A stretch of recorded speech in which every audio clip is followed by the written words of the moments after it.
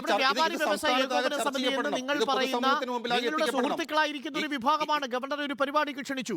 ഗവർണറെ പരിപാടിക്ക് ക്ഷണിച്ചാൽ ഗവർണർ പോകും. ഗവർണർ ഇടുക്കിയിലേക്ക് പോകാൻ തീരുമാനിച്ചു. അപ്പോൾ നിങ്ങൾ ഡിസംബർ 16 തീയതി നിങ്ങൾ തീരുമാനിക്കുമ്പോൾ രാജ്ഭവൻ മാർച്ച് മാത്രമേ ഉള്ളൂ. ഇന്നിപ്പോ ഒരു ഭാഗത്ത് ഭരണകക്ഷിയിൽപ്പെട്ട MLA നാറി എന്ന് വിളിച്ച് ഗവർണറെ അപമാനിക്കുന്നു. മറുഭാഗത്ത് അതേ ഗവർണർ വരുന്ന 9-ാം തീയതി ഇടുക്കിയിൽ ഹർത്താൽ പ്രഖ്യാപിച്ച് ഇടുക്കിയിലെ ജനജീവിതം കൂടി നിങ്ങൾ തടസ്സപ്പെടുത്തുന്നു. ഗവർണറെ നിങ്ങൾ ഹർത്താൽ കാണിച്ച് പേടിപ്പിക്കുകയാണോ ശ്രീ ജോയ്സ് ജോർജ്? അവരുടെ ഇവിടെ ആരെയും പേടിപ്പിക്കുന്നതിന് ഗവർണറെ പേടിപ്പിക്കാതിരിക്കാൻ പറ്റുമോ? ഗവർണർ പേടിക്കോ? ഗവർണറുടെ നിലപാട് എന്താണ്? ഗവർണർ ഇവിടെ എന്താണ് ഭരണഘടനാപരമായി അദ്ദേഹത്തിന്റെ പ്രവർത്തനങ്ങളെ എന്ന് സംബന്ധിച്ച് നമ്മുടെ പൊതുസമൂഹത്തിന് മുമ്പിലുണ്ട്. നിങ്ങൾ പലപ്പോഴും ചർച്ച ചെയ്യുന്നൊരു വിഷയമാണ്.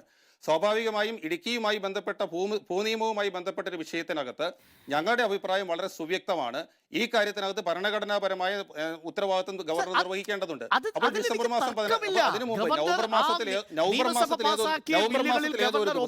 എന്ന കാര്യത്തിൽ എനിക്കൊരു തർക്കവുമില്ല. അത് ഗവർണർ ചെയ്യേണ്ടതാണ്. അത് സുപ്രീം കോടതി തന്നെ ആവർത്തിച്ചിട്ടുള്ളതാണ്. നമ്മുടെ മുന്നിൽ പഞ്ചാബ് കേസുണ്ട്, ബംഗാളിലെ കേസുണ്ട്, തമിഴ്നാട്ടിലെ കേസുണ്ട്. ഈ കേസുകളെല്ലാം ഓരോന്നായി ഞങ്ങൾ തന്നെ ആവർത്തിച്ചു പറഞ്ഞിട്ടുള്ളതാണ്. പക്ഷെ എനിക്ക് മനസ്സിലാവാതെ പോകുന്നത് ഗവർണർ ഒപ്പിടാതെ ആ ബില്ല് രാഷ്ട്രപതിക്ക് അയച്ച ഒരു കേസിൽ നിങ്ങൾ ഇതുവരെ പ്രഖ്യാപിക്കാത്ത ഹർത്താൽ പ്രഖ്യാപിക്കുകയാണ് ഇടുക്കിയിൽ ഈ ഗവർണർ വരുന്നത് പ്രമാണിച്ച്. അപ്പോൾ ഹർത്താലിലൂടെ ഇടതുമുന്നണി ഗവർണറെ വിരട്ടാമെന്ന് കരുതിയാൽ യഥാർത്ഥത്തിൽ നിങ്ങൾ ചെയ്തത് അവിടുത്തെ ജനങ്ങളുടെ ജീവിതം തടസ്സപ്പെടുത്തുന്നു എന്നതിനും അപ്പുറം ഗവർണറെ അതൊരു ചുക്കും ചെയ്യാൻ പോകുന്നില്ലല്ലോ. കാര്യം ഗവർണർ ഇടുക്കിയിൽ വരണമെന്ന് വെച്ചാൽ ഗവർണർ ഇടുക്കി വരും, ഇടുക്കിയിൽ നിന്ന് ഗവർണർ തിരിച്ചു പോവുകയും ചെയ്യും. നിങ്ങൾക്ക് ഗവർണറുടെ ഒരു പാത തടസ്സപ്പെടുത്താനും പറ്റത്തില്ല.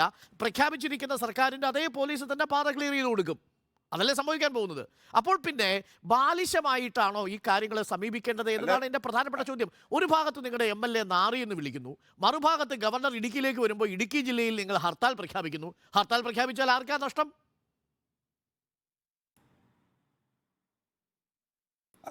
ഇവിടെ അരുണ് എന്നെ ഒരു മിനിറ്റ് ഒന്ന് പറയുന്നതെന്ന് പൂർത്തിയാക്കാൻ സമ്മതിച്ചാൽ ഞാനൊരു ഉത്തരം പറയാം. അതായത് ഇവിടെ ഡിസംബർ മാസം 16-ാം തീയതിയാണ് ഇവിടെ ഈ സമര പരിപാടി നമ്മൾ രാജ്ഭവൻ മാർച്ച് പ്രഖ്യാപിക്കുന്നത്. അപ്പോൾ സ്വാഭാവികമായും അതുമായി ബന്ധപ്പെട്ടിട്ടുള്ള ആശയപ്രചരണവും ആളുകളുടെ ഇടയിൽ ആശയ രൂപീകരണവും നടക്കുകയാണ്. അങ്ങനെ നടക്കുന്ന ഒരു ഘട്ടത്തിൽ കുറച്ചുകൂടി ശക്തവും തീവ്രവുമായ പ്രതികരണം ഈ വിഷയത്തിൽ ഉണ്ടാകണമെന്ന് തീരുമാനിക്കുന്നതിൻ്റെ അടിസ്ഥാനത്തിൽ ജില്ലാ ഹർത്താലും രാജ്ഭവൻ മാർച്ചും പ്രഖ്യാപിക്കുകയാണ്. അത് വ്യാപാരി വ്യവസായി ഏകോപന സമിതിക്കെതിരെയല്ല, ഗവർണറെ ഭീഷണിപ്പെടുത്തുന്നതിന് വേണ്ടിയിട്ടുമല്ല. മാത്രവുമല്ല, ഇത് ഗവർണർക്ക് വ്യാപാരി വ്യവസായി ഏകോപന സമിതി മനസ്സിലാക്കിയനുസരിച്ച് നവംബർ മാസത്തിലാണ്. 9-ാം തീയതി ആ പരിപാടി ഉണ്ടായിരുന്നില്ലെങ്കിൽ നിങ്ങൾ ഹർത്താൽ പ്രഖ്യാപിക്കുമായിരുന്നു? പ്രഖ്യാപിക്കുമല്ലോ. കാരണം എന്താ, നവംബർ മാസത്തിൽ ഇത് നവംബർ മാസത്തിലാണ് ഞാൻ മനസ്സിലാക്കുന്നതനുസരിച്ച് ജനുവരി 6-ാം തീയതിയാണ്.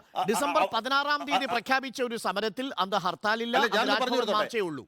ഇന്നിപ്പോൾ 6-ാം തീയതി പ്രഖ്യാപിക്കുകയാണ്. 7-8 കഴിഞ്ഞ 9-ാം തീയതി ഇടുക്കിയിൽ ഹർത്താലാണ് എന്നുള്ളത്. ഞാൻ അങ്ങയിലേക്ക് മടങ്ങി വരാം. ചോദിച്ചു ഏറെ സമയം അങ്ങേക്ക് കിട്ടിയെന്നാണ് ഞാൻ മനസ്സിലാക്കുന്നത്. അങ്ങ് പറഞ്ഞതിൻ്റെ രത്നചുരുക്കം ഇതാണ്: ഡിസംബർ 16-ാം തീയതി നിങ്ങൾ പ്രഖ്യാപിച്ചെങ്കിലും അതിന് ചർച്ചയുടെ ഭാഗമായി ഇന്നിപ്പോൾ നിങ്ങൾ പ്രഖ്യാപിക്കുന്നു. കൂടുതൽ രൂക്ഷമാക്കാൻ വേണ്ടി, ഇടുക്കിയെ സ്തംഭിപ്പിക്കാൻ കൂടി വേണ്ടി നിങ്ങൾ ഹർത്താൽ പ്രഖ്യാപിക്കുന്നു. അത് അതിൻ്റെ പശ്ചാത്തലം എന്നുള്ളത് ഗവർണറുടെ സന്ദർശനമാണെന്നുള്ളതാണ് എൻ്റെ വാദം. സുരേഷ്, നമുക്ക് സ്തംഭിപ്പിക്കാൻ വേണ്ടിയിട്ടല്ല, ഇടുക്കി ചർച്ച ചെയ്യുന്ന വിഷയം സംസ്ഥാനത്താകെ ആളുകളെ കൊണ്ട് ചർച്ച, ഇന്ന് അരുണിനെ കൊണ്ട് പോലും വിഷയം ചർച്ച ചെയ്യിപ്പിക്കുക എന്നുള്ളതാണ് നമ്മൾ ഉദ്ദേശിക്കുന്നത്. കാരണം ഇത് ജനങ്ങളിലേക്ക് എത്തേണ്ടതുണ്ട്.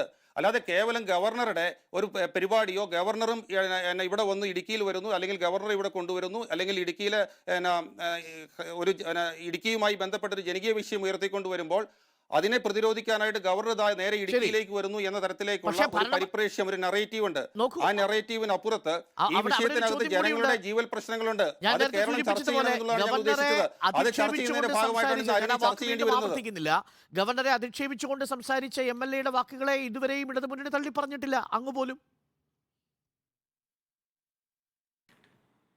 അല്ല, തീവ്രമായ ജീവൽ പ്രശ്നങ്ങളുമായി അഭിമുഖീകരിച്ചിരിക്കുന്ന ജനങ്ങളുടെ പ്രതിനിധികൾ എന്ന നിലയ്ക്ക് അവരുടെ ജീവിത പ്രതിസന്ധികളെ സംബന്ധിച്ച് പറയേണ്ടി വരുമ്പോൾ അവരുടെ ജീവിത യാഥാർത്ഥ്യത്തിനുള്ളിൽ നിന്നുകൊണ്ട് അവരുടെ ഭാഷാശൈലിക്ക് അനുസരിച്ച് പ്രതികരിക്കേണ്ടി വരും.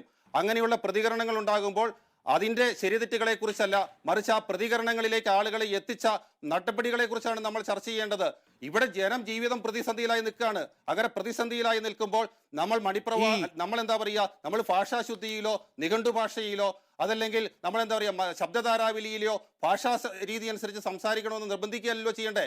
മനുഷ്യന്റെ ജീവിത പ്രശ്നങ്ങളെ കുറിച്ചല്ലേ നമ്മൾ സംസാരിക്കേണ്ടത്, അവന്റെ പ്രതിസന്ധികളെ കുറിച്ചല്ലേ സംസാരിക്കേണ്ടത്. ആ പ്രതിസന്ധികൾക്ക് എങ്ങനെ പരിഹാരം ഉണ്ടാക്കാം എന്നല്ലേ നമ്മൾ ചർച്ച ചെയ്യേണ്ടത്.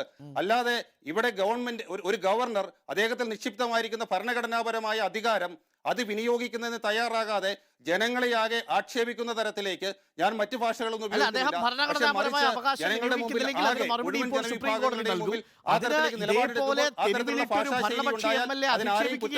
എന്നുള്ളതാണ് എന്റെ ചോദ്യം. അതങ്ങേക്ക് വിട്ടു നിൽക്കുന്നു. അത് LDF-ന്റെ ഒരു രീതിയാണെങ്കിൽ തീവ്രമായ ജീവിത യാഥാർത്ഥ്യങ്ങളുടെ മുന്നിൽ നിൽക്കുമ്പോൾ ഭാഷാശുദ്ധി ഞങ്ങൾ പരിശോധിക്കാറില്ല എന്നതാണ് LDF-ന്റെ നയമെങ്കിൽ ഞാനത് വിട്ടുതരുന്നു. ആ നയം തിരുത്താനൊന്നും എനിക്ക് കഴിയില്ല. അത് കണ്ടുകൊണ്ടിരിക്കുന്ന പ്രേക്ഷകർ തീരുമാനിക്കട്ടെ. തീവ്രമായ ജീവിതാനുഭവങ്ങളുടെ മുന്നിൽ നിൽക്കുന്ന സമയത്ത് ഭാഷാശുദ്ധിയൊന്നും വേണ്ടതില്ല എന്നതാണ് യാഥാർത്ഥ്യങ്ങളാണ് ഏറ്റവും പ്രധാനപ്പെട്ടത്.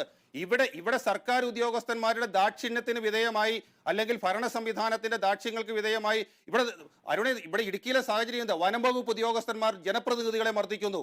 ഇവിടെ കാർഷിക നാണ്യവിളകളുമായി ബന്ധപ്പെട്ട പ്രതിസന്ധി ഉണ്ടാകുന്നു. മലയോര വർഷമായിട്ട് ഈ സംസ്ഥാനം ഭരിച്ചുകൊണ്ടിരിക്കുന്നത് പിണറായി വിജയൻ സർക്കാരല്ലേ? നിങ്ങൾ ആർക്കെതിരെയാണ് സംസാരിക്കുന്നത്? ജോയ്സ് ജോർജ് ആർക്കെതിരെയാണ് നിങ്ങൾ സംസാരിക്കുന്നത്? വനംവകുപ്പ് ഉദ്യോഗസ്ഥർ മർദ്ദിക്കുന്നുണ്ടെങ്കിൽ, റവന്യൂ അധികാരികൾ നിങ്ങളെ പീഡിപ്പിക്കുന്നുണ്ടെങ്കിൽ, 7.5 വർഷമായി ഈ സംസ്ഥാനം ഭരിച്ചുകൊണ്ടിരിക്കുന്ന മുഖ്യമന്ത്രിയുടെ പേര് യോഗി ആദിത്യനാഥ് എന്നോ ഉമ്മൻചാണ്ടി എന്നോ VD സതീശൻ എന്നോ അല്ല, പിണറായി വിജയൻ എന്നാണ്. ആ സർക്കാരിനെ കുറിച്ചാണ് ജോയ്സ് ജോർജ് പറയുന്നത്. സർക്കാരിന്റെ ഉദ്യോഗസ്ഥരുടെ ദയാദാക്ഷിണ്യത്തിന് വേണ്ടി വിട്ടുകൊടുത്തിരിക്കുന്നു എന്നുള്ളത്.